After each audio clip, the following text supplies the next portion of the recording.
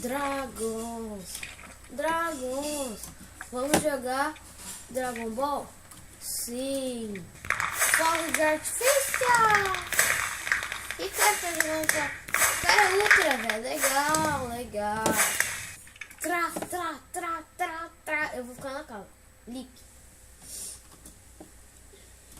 Eu já fiz todas essas fases. Quê? Já fiz a lição da postura. Jô. E da... Dragão passou uns rasenhos. Putz! Ele só passou do meu lado. Meu Deus! Senhor! Nossa, tô muito ferrado. E se eu falar que eu acertei parkour? E se eu falar que eu quase morri? Não! O senhor! Tá escondido? Legal, legal. Eu vou narrar a narrativa do dragão.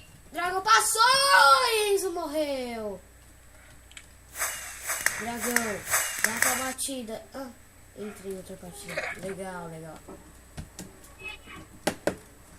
Pegar a metralhadora e tra. Pão de batata vai rimar. Os que comandam vão... Não sei. Não sei. Caramba.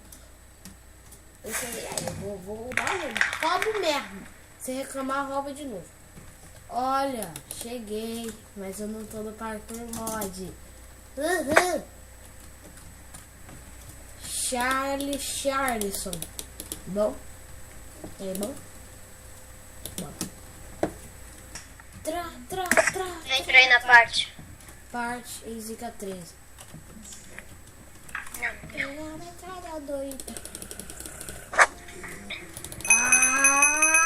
quero esse vídeo. Eu já tô com ele, né? Começou. Ó, o bicho vindo. O Douglas. Nossa, esse mapa é bom. Eu sou ruim demais. Sabe por quê? Porque eu sou ruim. Eu sou um bolinho de feijão. Olha, eu acertei o parkour, eu sou bala, fi. Aí eu então, né, velho? Já ouvi esse barulhinho de caindo, né? De quebrando aquela perna. E eu acho que eu tô morto, Matheus. Só acho. Oi? Eu meio corri. E você morreu porque você é ruim. Vai, entre em outra aí.